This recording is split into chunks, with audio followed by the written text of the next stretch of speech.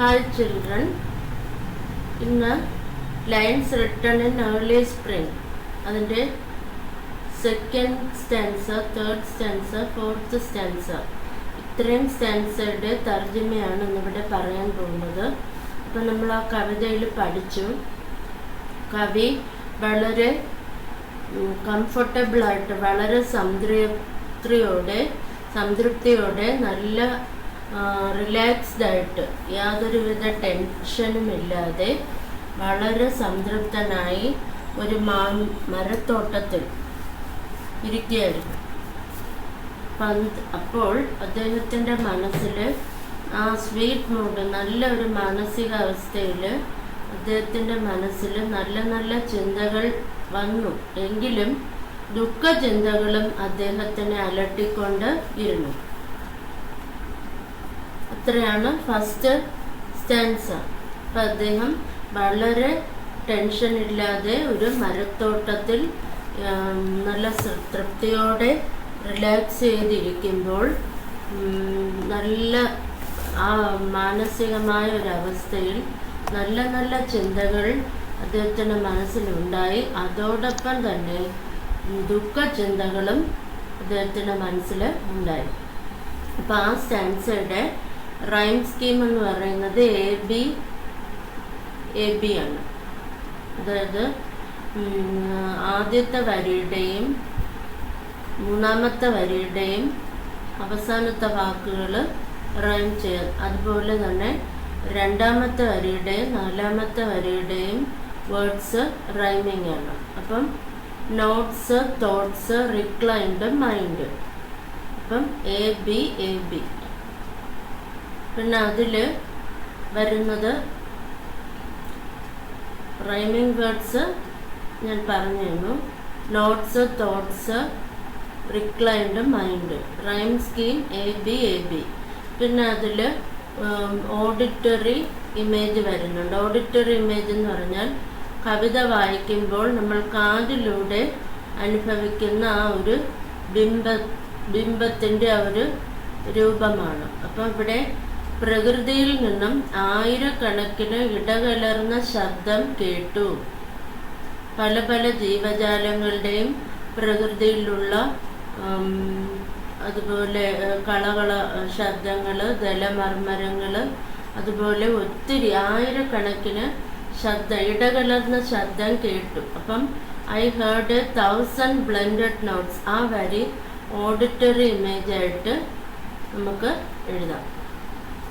അടുത്ത സ്റ്റാൻസ എന്ന് പറയുന്നത് to her fair works did nature link the human soul that through me ran, but much it grieved my heart to think what man has made of man. അതിൻ്റെ അർത്ഥം, പ്രകൃതിയുടെ ഉദാത്തമായ മനോഹരമായ സൃഷ്ടികളെ മനുഷ്യൻ്റെ ആത്മാവിനോട് പ്രകൃതി ലയിപ്പിച്ചിരിക്കുകയാണ്. പ്രകൃതിയുടെ ഉദാത്തമായ സൃഷ്ടികളുടെ ആത്മാവിനെ മനുഷ്യൻ്റെ ആത്മാവിനോട് പ്രകൃതി ബന്ധിപ്പിച്ചിരിക്കുകയാണ്. കവിയുടെ ആത്മാവ് പോലെ തന്നെ മറ്റു മനുഷ്യൻ്റെ ആത്മാവിനോട് പ്രകൃതിയുടെ മനോഹര സൃഷ്ടികളുടെ ആത്മാവിനെ കവി ബന്ധിപ്പിച്ചിരിക്കുകയാണ്. അപ്പം പ്രകൃതിയും മനുഷ്യനും തമ്മിൽ അഭേദ്യമായ ഒരു ബന്ധമാണുള്ളത്. പ്രകൃതിയോട് അടുക്കുക എന്ന് പറയുന്നത് ദൈവത്തോട് അടുക്കുക എന്നുള്ളതാണ്.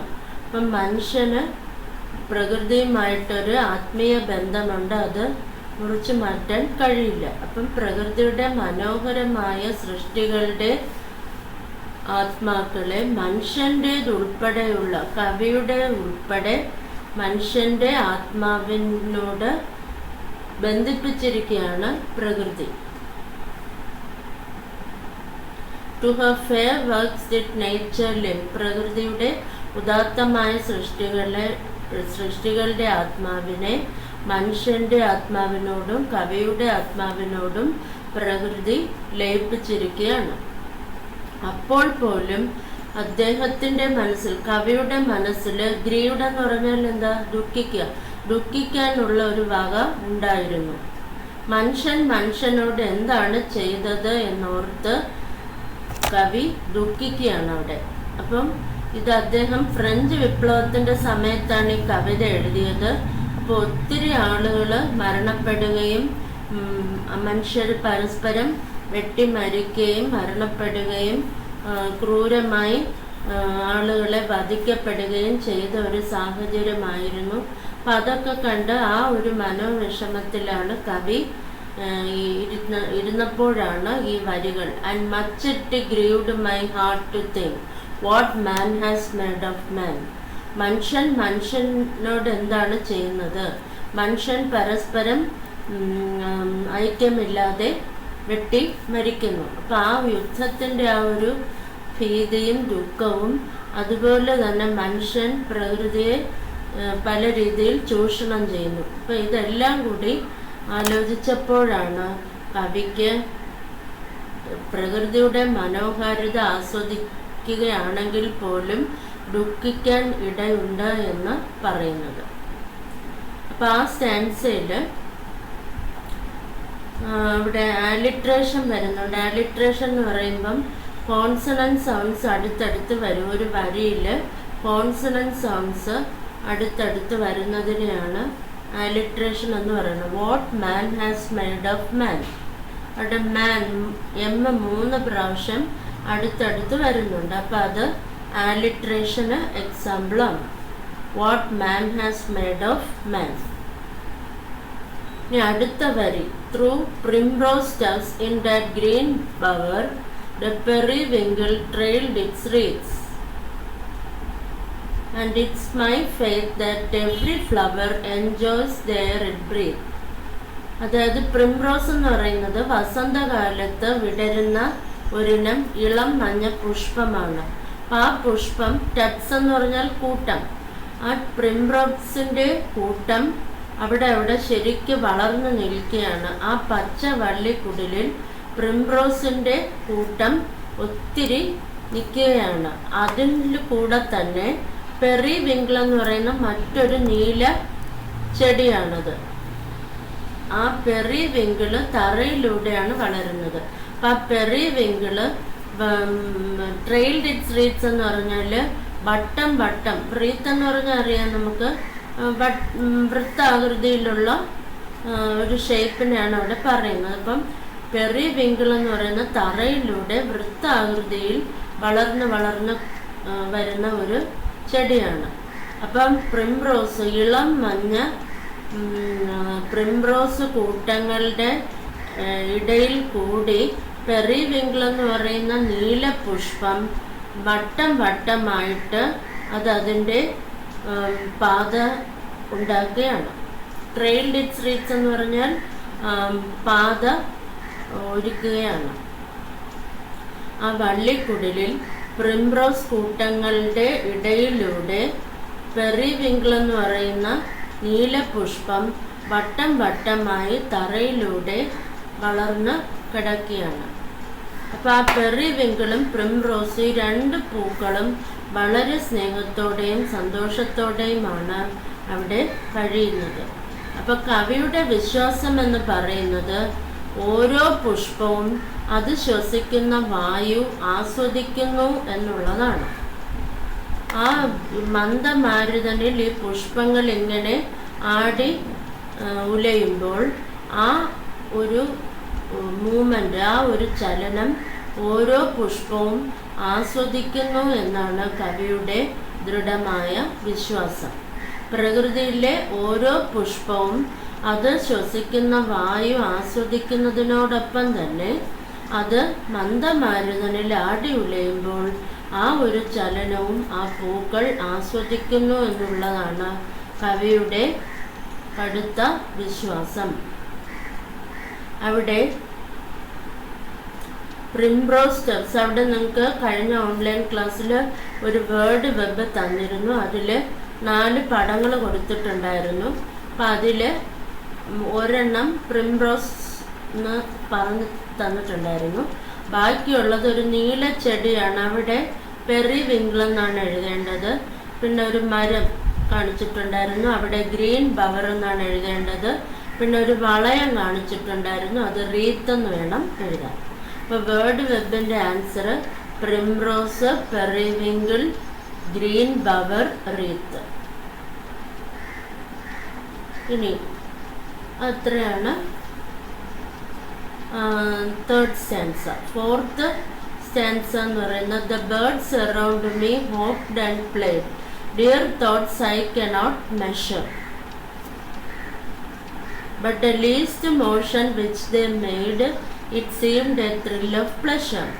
എനിക്ക് ചുറ്റുമുള്ള പക്ഷികൾ ചാടി കളിക്കുകയാണ്. ഹോപ്ഡ് എന്ന് പറഞ്ഞാൽ ചാടുക, ചാടി കളിക്കുകയാണ്. അപ്പം ചാടി കളിക്കുമ്പോൾ ആ പക്ഷികൾക്ക് കിട്ടുന്ന ആ ഒരു ആനന്ദം എനിക്ക് അളക്കാവുന്നതിലും അപ്പുറമാണ് എന്നാണ് കവി പറയുന്നത്. അപ്പം ആ പക്ഷികൾ ഉണ്ടാക്കുന്ന ഒരു ചെറിയ ചലനം പോലും കവിക്ക് ആനന്ദം ഉളവാക്കുന്നു. പ്രകൃതിയുടെ എല്ലാ ജീവജാലങ്ങളും കളിച്ചുല്ലസിക്കുകയാണ്. അതിൽ പക്ഷികളുടെ കാര്യമാണ് ഇവിടെ പറഞ്ഞിരിക്കുന്നത് ഈ സ്റ്റാൻസയിൽ. അപ്പോൾ കവിക്ക് ചുറ്റുമുള്ള ആ പക്ഷികൾ ചാടിക്കളിക്കുകയാണ്. ആ ചാടിക്കളിക്കുമ്പോൾ ആ പക്ഷികൾക്ക് കിട്ടുന്ന ആനന്ദം എനിക്ക് അറിയിക്കാവുന്നതിലും അപ്പുറമാണ്. ആ ഒരു ചെറിയ ചലനം പോലും, പ്രകൃതിയിലെ ജീവജാലങ്ങൾ കളിച്ചുല്ലസിക്കുന്ന ആ ഒരു ചെറിയ ചലനം പോലും കവിക്ക് ആനന്ദം ഉണ്ടാക്കുന്നു എന്നാണ്. അപ്പം അവിടെ ആ സ്റ്റാൻസയിൽ ആലിട്രേഷൻ ഉണ്ട്. ദിയർ തോട്ട്സ്, അവിടെ 2 ടി അടുത്തടുത്ത് വരുന്നുണ്ട്.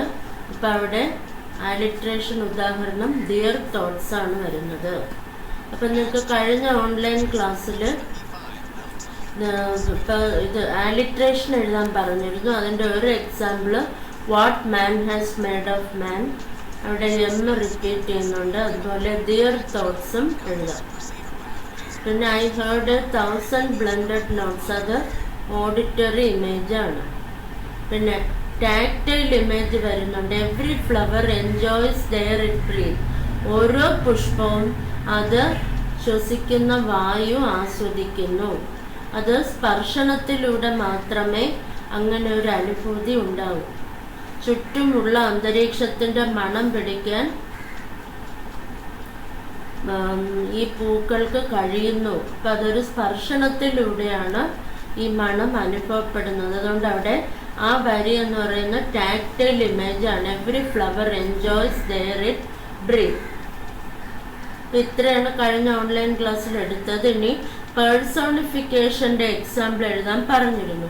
അപ്പം അവിടെ ഓൺലൈൻ ക്ലാസ്സിൽ ഒരു കാറിൻ്റെ ഹെഡ്ലൈറ്റ് വിങ്കുന്നുണ്ടായിരുന്നു. അപ്പം the headlights of the car winged at me, ഒരിക്കലും ഹെഡ്ലൈറ്റ്സ് എന്നെ നോക്കി കണ്ണ് ചിമ്മില്ല, അത് അതിൻ്റെ ജോലിയാണ് ചെയ്യുന്നത്. അപ്പം ജീവനില്ലാത്ത സാധനങ്ങൾക്ക് ജീവനുള്ള വസ്തുക്കളെ പോലെ ചെയ്യാൻ കഴിയും എന്ന് പറയുന്നതിനെയാണ് പേഴ്സോണിഫിക്കേഷൻ എന്ന് പറയുന്നത്. കാട്ടുതീ കാട് മുഴുവനും ഓടി, the wild fire Rann through the forest. കാട്ടിലൂടെ അത് ഓടുന്നില്ല, അത് പടർന്നു എന്നുള്ളത് ഒരു പൊയറ്റിക് ഡിവൈസ്, ആലങ്കാരികമായി പറയുന്നതിനെയാണ് പേഴ്സോണിഫിക്കേഷൻ എന്ന് പറയുന്നത്. Personification means the non-living things are attributed the qualities of living things. ജീവനില്ലാത്ത വസ്തുക്കൾക്ക് ജീവനുള്ള വസ്തുക്കളെ പോലെ കാര്യങ്ങൾ ചെയ്യാൻ കഴിയും എന്ന് പറയുന്നതിനെയാണ് പേഴ്സോണിഫിക്കേഷൻ എന്ന് പറയുന്നത്. അപ്പോൾ ഇവിടെ 2 എക്സാമ്പിൾ ഉണ്ട്. Every flower enjoys the air it breathes, അത് പേഴ്സോണിഫിക്കേഷൻ ആണ്. ഓരോ പുഷ്പവും അത് ശ്വസിക്കുന്ന വായു ആസ്വദിക്കുന്നു. മനുഷ്യന് മാത്രമേ വിവിധ തരം സുഗന്ധങ്ങൾ ആസ്വദിക്കാനുള്ള കഴിവുള്ളൂ. പക്ഷെ ഇവിടെ പൂക്കൾക്കും തനിക്ക് ചുറ്റുമുള്ള വായു ആസ്വദിക്കാൻ കഴിയുന്നു എന്ന് പറയുമ്പോൾ, മനുഷ്യന് ചെയ്യാൻ പറ്റുന്ന കാര്യങ്ങൾ പൂവിന് ചെയ്യാൻ പറ്റും എന്ന് പറയുമ്പോൾ പേഴ്സോണിഫിക്കേഷനാണ്. ഇനി സെക്കൻഡ് സ്റ്റാൻസയിൽ ഒരു എക്സാമ്പിൾ ഉണ്ട്. To her fair works did nature link, the human soul that through me ran. അതായത് പ്രകൃതിയുടെ ഉദാത്തമായ സൃഷ്ടികളുടെ ആത്മാവിനെ മനുഷ്യന്റെ ആത്മാവിനോട് പ്രകൃതി ലയിപ്പിച്ചിരിക്കുകയാണ്. അപ്പോൾ ഒരു പ്രകൃതിയുടെ ആത്മാവിനെയും മനുഷ്യന്റെ ആത്മാവിനെയും കൂട്ടി യോജിപ്പിക്കാൻ പ്രകൃതിക്ക് സാധിക്കുന്നു എന്നാണ് പറയുന്നത്. അപ്പം ആ ഒരു നോൺ ലിവിങ് നേച്ചർ എന്ന് പറയുന്ന നോൺ ലിവിങ് തിങ്ങിന് രണ്ട് ആത്മാക്കളെ തമ്മിൽ കൂട്ടി യോജിപ്പിക്കാൻ കഴിയുന്നു എന്ന് പറയുമ്പോൾ അവിടെ നേച്ചറിന് പേഴ്സോണിഫിക്കേഷനാണ് വരുന്നത്. നേച്ചറിന് ഹ്യൂമൻ സോളിനെ പ്രകൃതിയുടെ ആത്മാവുമായിട്ട് മനുഷ്യൻ്റെ ആത്മാവിനെ ബന്ധിപ്പിക്കാനുള്ള കഴിവുണ്ട്. അപ്പം അവിടെ നേച്ചറിന് മനുഷ്യസഹജമായ ഒരു കഴിവ് അവിടെ കൊടുത്തിരിക്കുകയാണ്. അതുകൊണ്ട് നേച്ചറിനെ പേഴ്സോണിഫൈ ചെയ്തിരിക്കുകയാണ്. അപ്പോൾ personification example, to her fair works did nature live. In that line nature is personified. ഇത്രയാണ് അതിൽ വരുന്നത്. ഇനി പേജ് നമ്പർ 31 3, 4, 5 ക്വസ്റ്റ്യൻ്റെ ആൻസർ എഴുതാൻ പറഞ്ഞിരുന്നു. അതിൽ 3, how does the poet associate himself with nature? Nature has, അതിൻ്റെ ആൻസർ എന്ന് പറയുന്നത്, nature has linked its beauty and serenity to the human soul. പ്രകൃതി അതിൻ്റെ സൗന്ദര്യവും സമാധാനവും മനുഷ്യൻ്റെ ആത്മാവിനോട് ബന്ധിപ്പിച്ചിരിക്കുന്നു. That's the answer. Nature has linked her beauty and serenity to the human soul. പ്രകൃതി അതിൻ്റെ സൗന്ദര്യവും സമാധാനവും മനുഷ്യൻ്റെ ആത്മാവിനോട് കൂട്ടി യോജിപ്പിച്ചിരിക്കുകയാണ്. അടുത്തത് 4th question. And much it grieved my heart to think what man has made of man. The cruelties of man towards man and to his fellow beings makes the poet sad. മനുഷ്യനോട് ചെയ്യുന്ന ക്രൂരതകളെക്കുറിച്ച് ഓർത്തും മനുഷ്യൻ പ്രകൃതിയോട് ചെയ്യുന്ന ക്രൂരതകളെക്കുറിച്ചും ഓർത്താണ് കവി ഇവിടെ ദുഃഖിക്കുന്നത്. അടുത്ത 5ാമത്തെ ക്വസ്റ്റ്യൻ.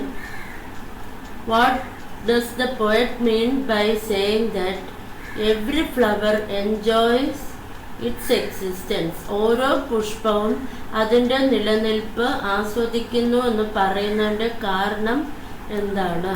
അതിൻ്റെ answer, the sight of the flower moving in the gentle breeze makes the poet happy.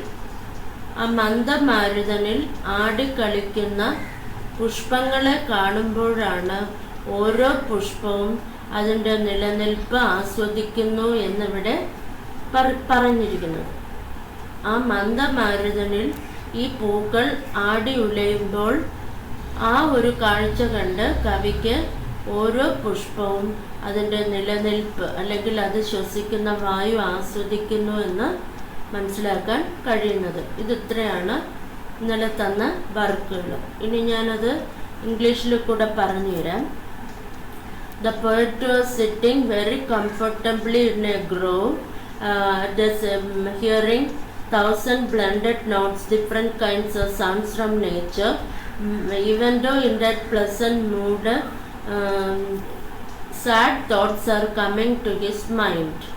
Then, to the beautiful works of nature, nature has linked the human soul along with the poet's soul to her fair works.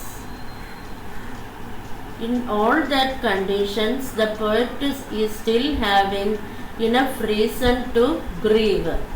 What man has made of man? Man has exploited nature in many ways for his selfishness, deforestation, sand mining, industrialization, everything. So he cannot enjoy the harmony, peace, contentment, beauty in nature. Without realizing this, he is waging war against his fellow beings as well as nature. Nature is sad in two ways.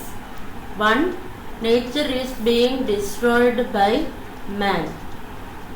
And nature, even though it has given so many blessings to mankind, mankind is not at all interested in it. Mankind is always exploiting the beauty of nature. So these sad thoughts haunt the poet's mind. Only when man comes into communion with nature and live in harmony with nature, enjoying its beauty, serenity, contentment, only then man will get peace of mind.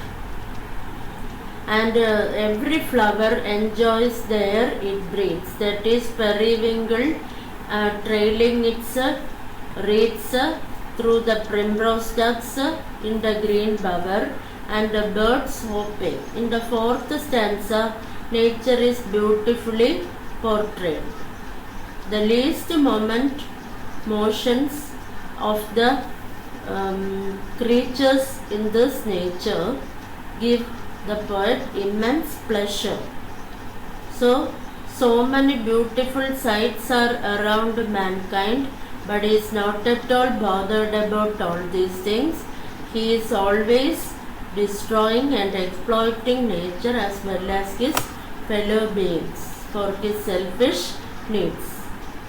So these are the sad thoughts expressed through the poem. I think it is clear to you, so please write the bird web question answers. Personification, 2 lines are there. To her fair works did nature link, and every flower enjoys there it breathe. Alliteration example, dear thoughts, T is repeated, then what man has made of man, M is repeated thrice. Then example for auditory image, I heard 1,000 blended notes. Then this tactile image, every flower enjoys there it breathes. Visual image, so many visual images are there.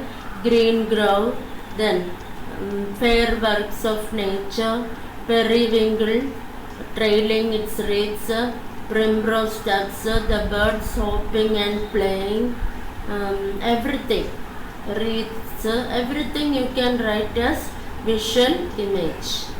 So many images are there, and one more personification, alliteration is still there. So when the poem will be finished, I will give you the remaining figures of speech. Figures of speech can also be called poetic devices. So the rhyme scheme is AB, AB. So after finishing the poem, have to study the appreciation.